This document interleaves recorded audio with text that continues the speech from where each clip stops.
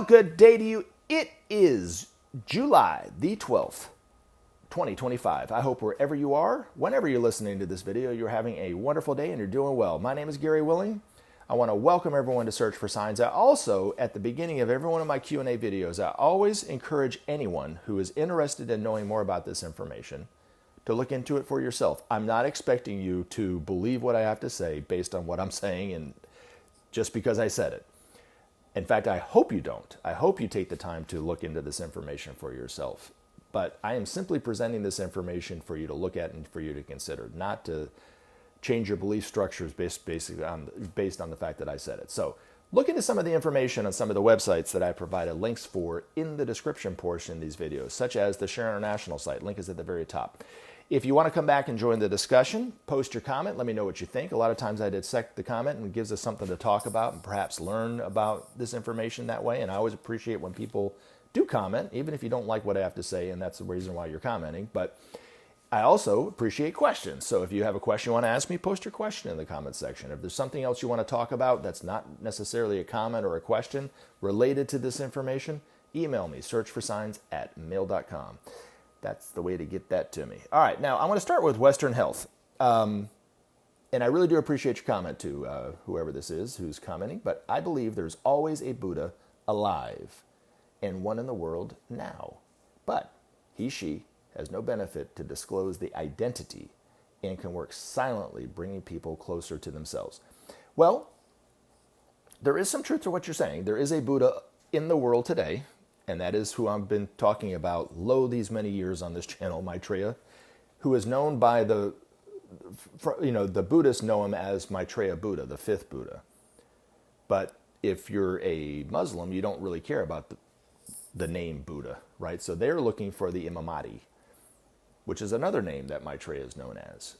If you're a Christian, you're awaiting Jesus Christ to come back, which is another name he is known by. He's not Jesus, but he's known as and looked to as the Christ. But I refer to him as the Christ, but I'm not referring to him as the anointed one, as the evangelical Christians or any really Catholics would even look at as being the Christ. I look at it from an esoteric standpoint of who and what the Christ is. But Maitreya is actually a Buddha as well. And there is no reason for him to disclose his identity, especially now. That's why he's claiming to be just an ordinary person. He's not silently trying to bring people together, but yet his energies are bringing people together. His energies are bringing up the corruption. His energies are creating divisions so that we can make the right choice eventually.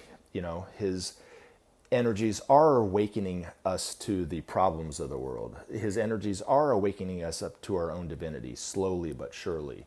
His energies are awakening us to the fact that there's life on other planets and so forth. But we need examples. And that's why Maitreya and these masters are here. Now, we've had examples in the past, and greater or lesser examples of what it means to be divine. Jesus was a fine example, a really good example of what it means to be divine.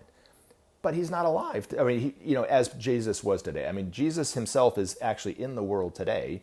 He's one of the masters. But Jesus, as he lived in Palestine, we have no real physical connection with him because he's been dead for 2,000 years. The teachings that Jesus taught about were not written down when he spoke it. They were written down after, centuries after he had said what he had said. And some of the truths still live on. Other stuff has just been misinterpreted. Other stuff was probably written down incorrectly. And you have to siphon through it to find the truth in those things. And he's a good example of really how to be divine. But it's much harder to read it in a book or the Bible and read somebody's interpretation of what he's saying and find the truth in it and apply it to your life and become divine.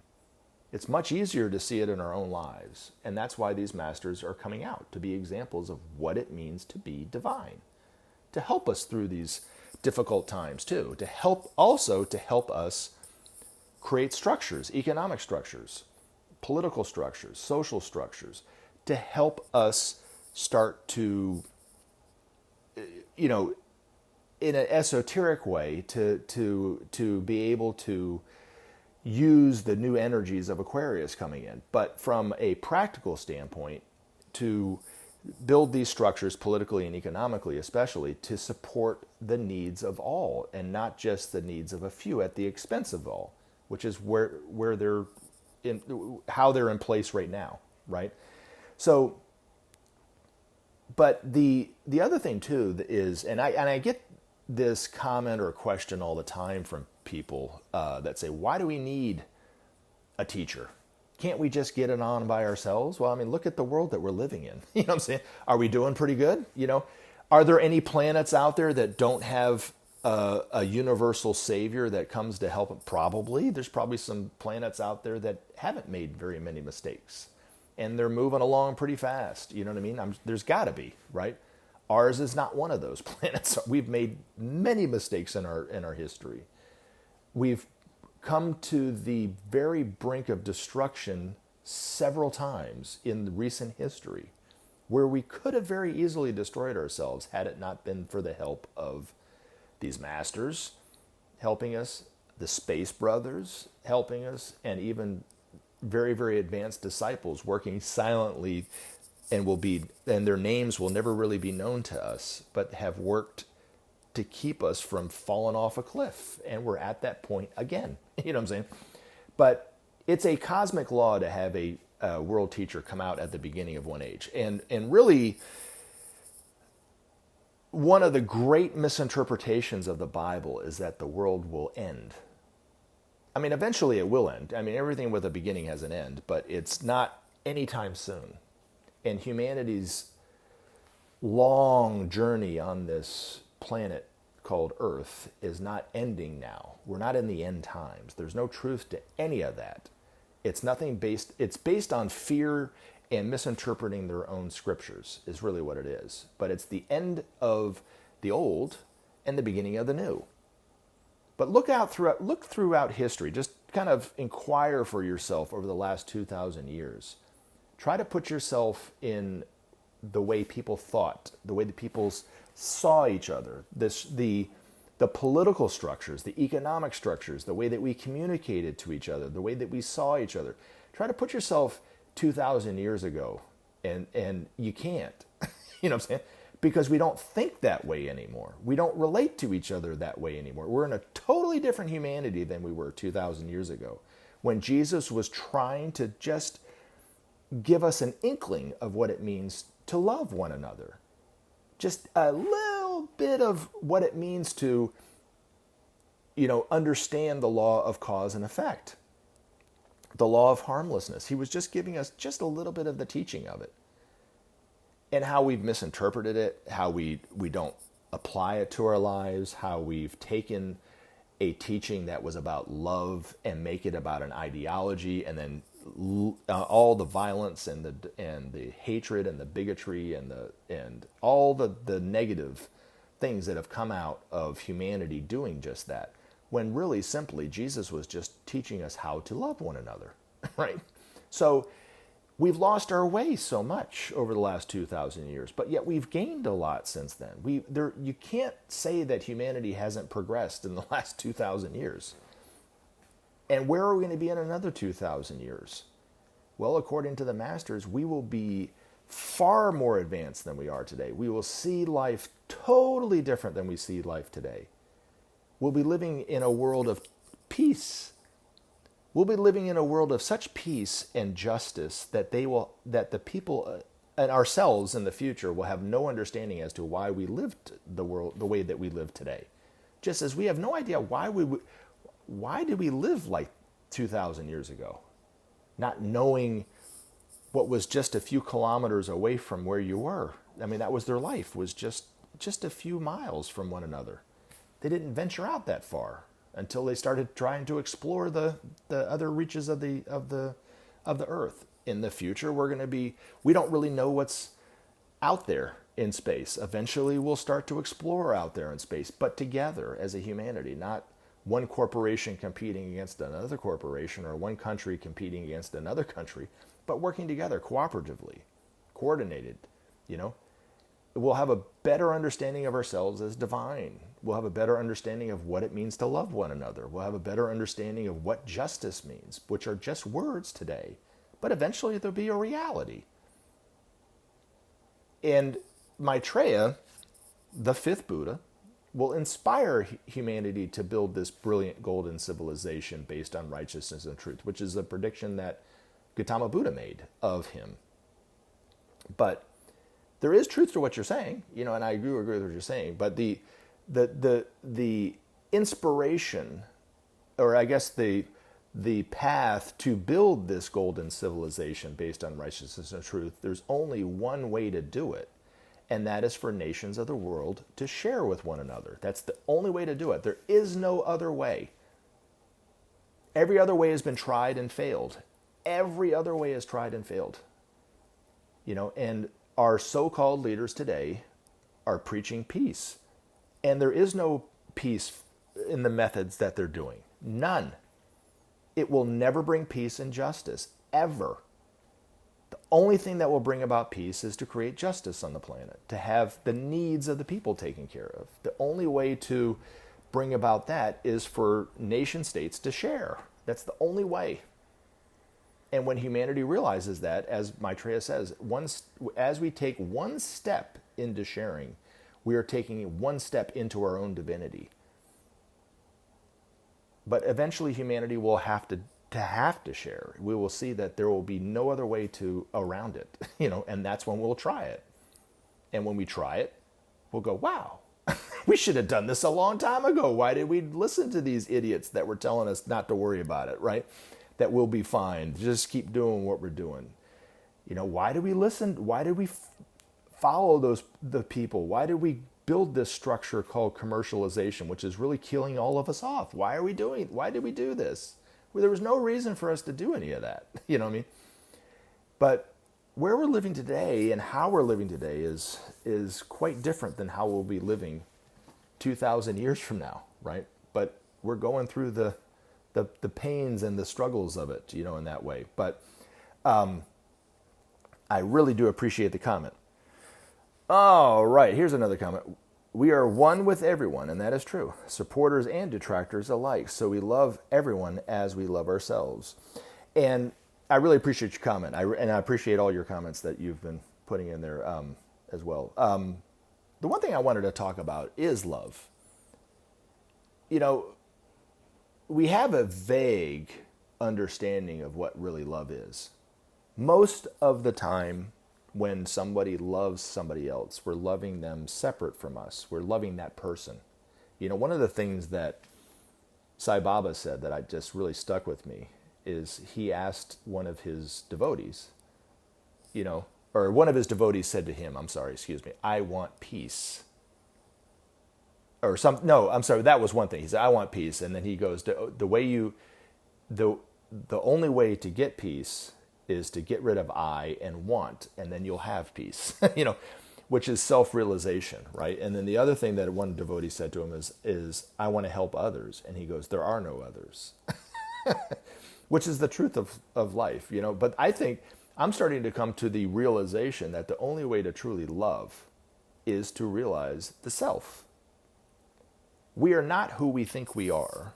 We identify totally incorrectly with who and what we are. We identify with the man or woman, the personality that we've come to know and love over the years that we've been alive. But that's not who and what we are. When we're a baby, and we're not conditioned in that way, what were we? We're just us, right? Every baby comes and is born and comes into the world totally self-realized. Doesn't matter who and what you are. And that's why babies are babies. That's why it's said in the Bible, be ye as little children, But as we grow up, we start to become more and more conditioned to see ourselves separate from one another. And then we learn to love within that framework, which really isn't love from what the masters know as love and what will be teaching us.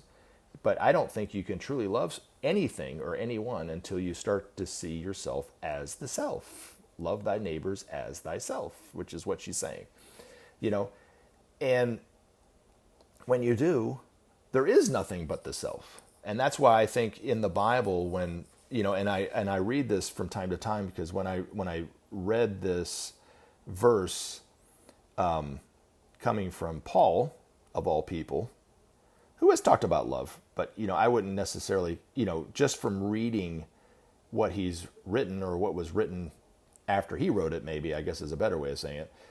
I wouldn't necessarily consider him the most loving person throughout history, but maybe he was. You know what I'm saying? You know, because he wrote this and he described it so eloquently, but yet for some reason nobody really looks at it as probably one of the most useful verses in the Bible, you know.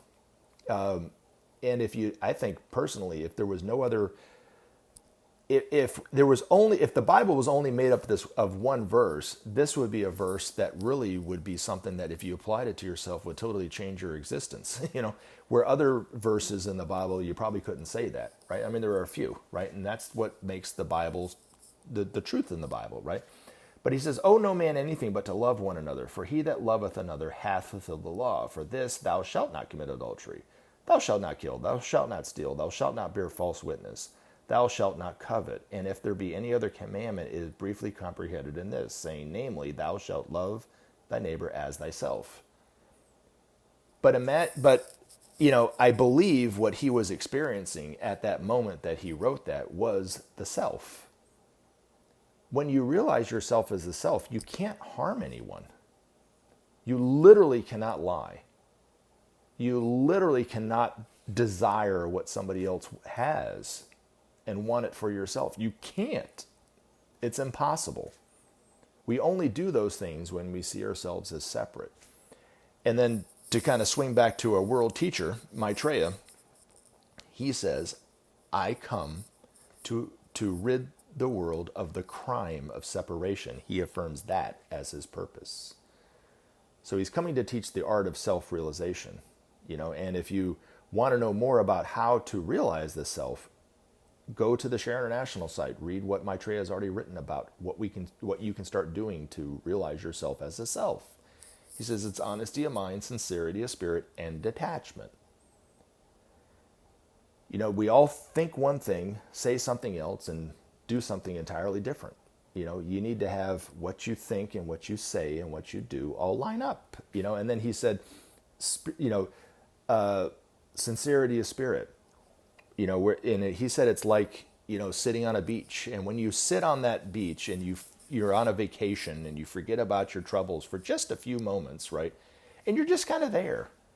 Then you start to realize yourself as a self. You start to forget all the things that you're planning on doing and the things that you missed and the things that you regret or whatever. And you're just kind of there. You know, I love art. I try to paint as much as I can, and when I do paint, I find myself in that same kind of experience. I'm just kind of painting. I'm just in the moment painting. But if you're not necessarily artistic, and I'm not that good of an artist, I also appreciate art. So when I'm standing in front of a painting that I love, I have almost this, you know, I have the same experience, you know, as when I'm painting or sitting on a beach, you know. And you can do this with listening to music. You might not be able to play a note, but if you love music and listening to music, and you find yourself kind of forgetting about your troubles as you're listening to your favorite song or your favorite group or whatever, you can have that same kind of sincerity of spirit. And then detachment is probably the hardest one, but if you start with detachment, you start to kind of ask yourself, who is experiencing this? Like, so for instance, if you're going through an emotional state where you're kind of angry or upset, rather than asking, why am I upset? So most psychiatrists will, when you're sitting there, will ask you, why are you so upset? Well, my father said something to me when I was a kid, and you know, or whatever. You know, that all this stuff doesn't matter, right? But if you ask yourself, who is upset? It starts to build a little bit of a distance, and you have between the identity that you're identifying with as being upset, for instance, or whatever, and you start to kind of create a little distance. That's the detachment. You know, and you have to keep practicing honesty of mind, sincerity of spirit, and attachment, and then do it again, and do it again, and do it again, and never stop until you become a master, really. But these masters do all those naturally. So when we see Maitreya, or we see any of these other masters in the world, and we will eventually see them very soon, you'll see somebody who is a perfect example of honesty of mind, sincerity of spirit, and detachment. You'll see a perfect example of somebody who loves totally unconditionally, because they know nothing but themselves as the self. That's it. They have no sense of separate self. They've totally lost themselves in the world. They don't identify with that little man or woman that's in incarnation anymore. They identify with everything, as themselves. So they literally cannot lie. And sometimes when that we all kind of lie to protect each other from being offended, for instance, right, or whatever. We all say these little lies from time to time. They don't. So a lot of times what they might be saying, and what you might find with some of these masters is, wow, that was harsh, right? But yet the reason why they said it like that is because they're not lying. You know what I'm saying? They don't white lie, in that way. But everything they say is they say with love, everything they say for someone's benefit. But sometimes it can get kind of, woo, that was kind of harsh, But it might be what the person needs, for instance, or whatever. But you also find someone in one of these masters in Maitreya that has no hidden agenda. So if they are asked advice on something, it has nothing to do with them. It has to do with us, So Maitreya, when he will eventually be someone that we can look to and ask for advice. What do we do about this? And a lot of times I think we might not, and probably especially in the near future, we won't really understand why he's saying certain things or suggesting certain things based on our request or our questions. But he sees the long-term benefit or the long-term harm based on what we do. And it will be for humanity to decide, what do you do, right? But once we try the principle of sharing, once we try it, we won't find ourselves back at the edge anymore. We might still make mistakes. We might still fall down and have to get back up, but we won't find ourselves back to this point where we're at today where we can destroy ourselves. There will be goodwill amongst nations, enough goodwill that if we do make a mistake, we can lift ourselves up much quicker because we aren't competing against one another in that way. But we'll have someone, and this kind of goes back to the comment that people make from time to time, why do we need a world teacher? We can look to them and ask them for their advice. Whether we take it or not is up to humanity, But does that make sense? But anyway, I really appreciate your comment too.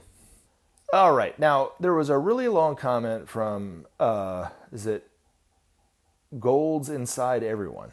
And I do appreciate your comment. I don't want to read everything. I just want to kind of take a few things that you said and talk about it for a little bit. You said, one thing you said, you sympathize with the doubters and have experienced his energies. I have no doubt. You said, maybe remind your listeners that anyone can ask Maitreya to give them signs if they ask for them. If I can just rephrase it just a little bit, you might not be able to ask Maitreya for a sign, but you can ask him for help. Now, the signs that I wanted to talk about, there are quote-unquote supernatural experiences going on, right? So when you look at something, you're like, wow, that's not normal, right? So things like, I don't know, the crosses of light in windows, or a weeping icon that weeps blood or oil or something to that effect, or looking up in the sky and seeing a UFO fly around. That's not something you would normally see every day that you would consider quote-unquote normal, right? But there are signs out there of the presence of Maitreya. There are signs out there of the truth of what he's saying about humanity coming together. And the one thing that I wanted to talk about in reference to your comment, because this is what made me think, is I've noticed over the past few months, I've had to look differently at those people who think totally different than I do when it comes to politics, because I'm very much into politics. I love being up on the political, situation and those kind of things. And I've done this pretty much my whole life. And I followed the same cast of characters throughout my lifetime in American politics, especially the good and the bad, right? And it's kind of gotten to this point now where we're very, very divided politically, much more divided than we've been in the past. We've always been divided, but nothing like we are today. And people are becoming more vocal about their own political viewpoint. And the one thing that I've noticed is that you don't have to go back very far. You just go back 20 years during the time of the Bush administration. The right wing political thinking person, not the political parties. The political parties were kind of doing it together, and they were both to blame for going into Iraq. But the right was very much in favor of going into Iraq. They believed very much what Bush was telling them, the lie that he was telling them, that there was weapons of mass destruction, that Iraq and Afghanistan and some of the people in Iraq and Afghanistan were responsible for 9/11 and they should be held accountable. And then what happened is we went and we decimated their infrastructures and we killed innocent civilians that had literally nothing to do with 9/11. Nothing. And those people who ordered that attack on them have never been held accountable for what they've done, ever. And they will probably never be held accountable for what they did. But it was a crime. It was an injustice that really, it's sad. It's a sad moment throughout our history, this country's history, but even world history, of what happened just 2,000 years ago. And what I found is at that time, the people who would consider themselves Republican, which is more right than left, of course, wanted us to go into the war in Iraq. They wanted it. And I missed, at some point, as much as I thought that I knew the political situation in this country, I actually missed, and it was an illusion of mine, it was a glamour of mine, but I actually missed the moment that the right-wing political voter didn't want a war and wanted peace. Now, I totally disagree how they think that we should get it, right? Which is fine, right? But at the heart of the MAGA political movement, for instance, is no forever wars. They don't want wars with Iran or Ukraine. They don't want it. Now, they don't know how to get it, right? So, I don't think they would necessarily, right at this moment in time, understand that sharing is the only way to bring about justice, and justice is the only way to bring about peace. And as Maitreya says, without sharing, there will be no justice. Without justice, there will be no peace, and then without peace, there will be no future. But they desire peace. And so that is when I finally heard somebody online talking about, and he was a left-wing person, very left-wing, very much in disagreement with the right on pretty much everything. But he goes, I have to admit, they actually they don't want war, right? Now, when I started looking at it, I started listening to some of these people that I totally disagreed with politically, and I started to see that they want the same thing that I want, which is peace. So it doesn't really matter the ideological differences. They want the same thing that I want, right?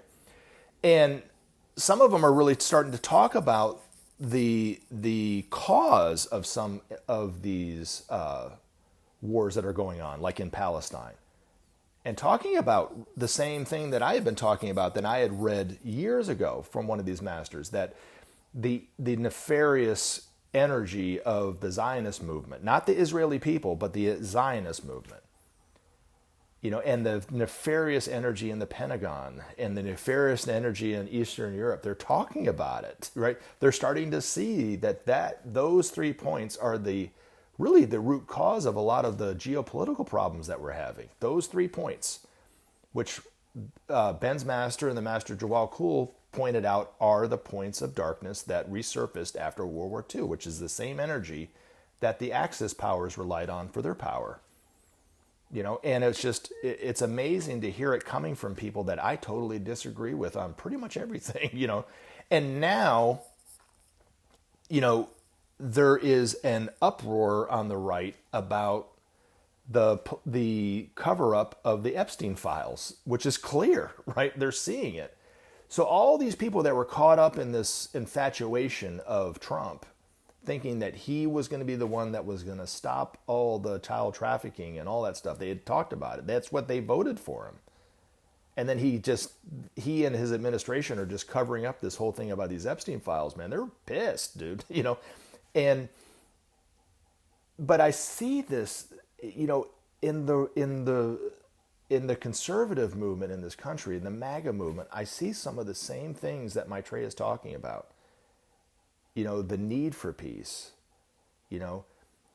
and they're starting to awaken to the same truth that we're all awakening to. That is the sign. You can have more crosses of lights and windows. That's wonderful, right? You can have more UFOs flying in the sky and video proving it and all that kind of stuff. You can, see more weeping icons. You could have another Hindu milk miracle in India. That's wonderful, right? But the sign that is really a sign that we are turning a corner is when I'm seeing people, and a mass group of people that 20 years ago wanted nothing but vengeance for 9/11, now want nothing to do with any of the wars. Nothing. Making those people on the left, who used to be the ones that didn't want war, are starting to make them look like they're the warmongers, right? And it is really fascinating to see. And Ben's master talked about the political voices, and he talked about this decades ago, that people would start to awaken up enough to where they want to become more aware of politics. And he even kind of hinted at the fact that they might be speaking differently from one another, but they're really talking about the same thing, and that they're very immature in the way that they are seeing things. So they might not be totally spot on correct in terms of their view, but they want the voice of the people. And that's, I think, a huge sign of the effect of Maitreya's energy on the people. And then, like, as I talk about more and more in these videos, there's more and more marches all around the world in areas of the world that are totally have never had marches in this way, like Iran of all places, like Russia of all places, marching for peace and justice in Russia, and China. Places that people were scared to death to speak out against their government. They're speaking out with less and less fear.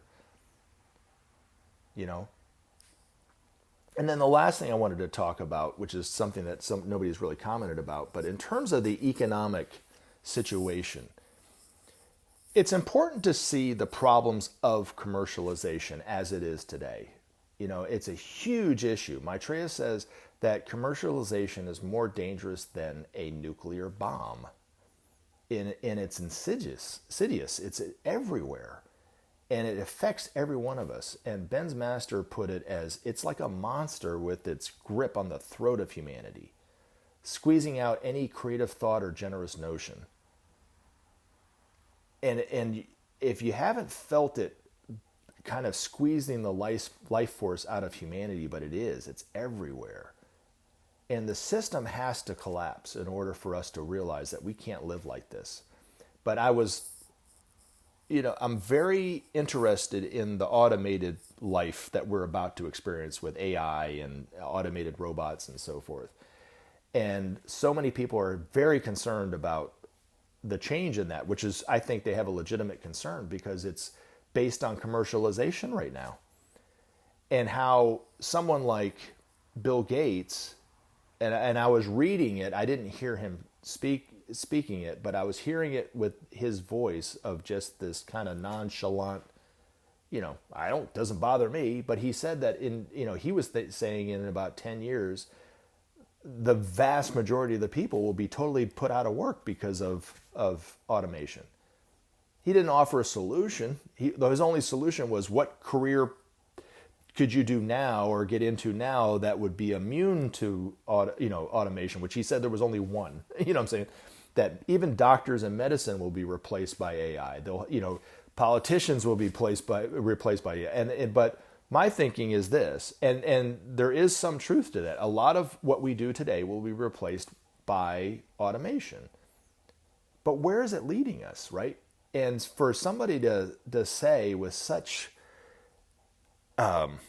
lack of concern, that 80% of the workforce will be put out of work because of automation, he's thinking he's going to be fine, right? But he's not separate from humanity. He's a part of this group, right? Elon Musk is not living on Mars yet. He is still here on planet Earth. And when 80% of the workforce is out of work, what do these billionaires think are going to happen? Do they think that we're just going to go, okay, well, I guess I'll just sit here quietly and The power is eventually going to get turned off. I'm eventually going to get kicked out of my house. That's okay. I can live on the street. I don't need food. You know what I'm saying? I mean, is that what they think is going to happen?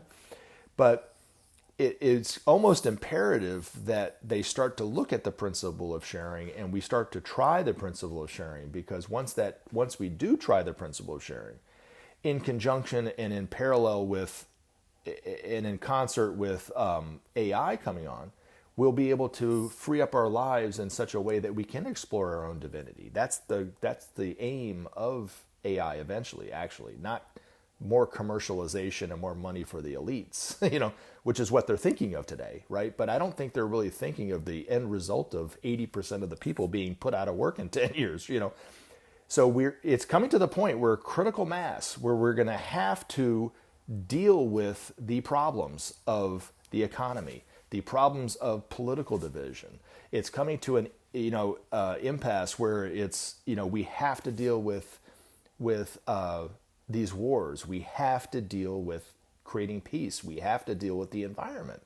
We have to end hunger, and that's where I think that's the signs that I'm seeing. But I'm seeing humanity more and more and more step up to the plate and try to do something about it. It's on everybody's agenda. It's on everybody's tongue. We're talking about it. We're talking about the problems. These are the signs that something wonderful is afoot, but it's a struggle right now. But we're going to be fine. As Maitreya put it, all will be well. All manner of things will be well. I love you guys very much, and thank you so much for the comments. And like I said, it gave me something to talk about in this video. I didn't really know what I was going to talk about when I started recording this video, but you guys gave me something to talk about. I really appreciate it. Thanks so much, and I look forward to putting up a video in the very near future. Have a wonderful day. Remember to take action and help SOP save our planet. Thanks for listening, and we look forward to talking to you again in future videos.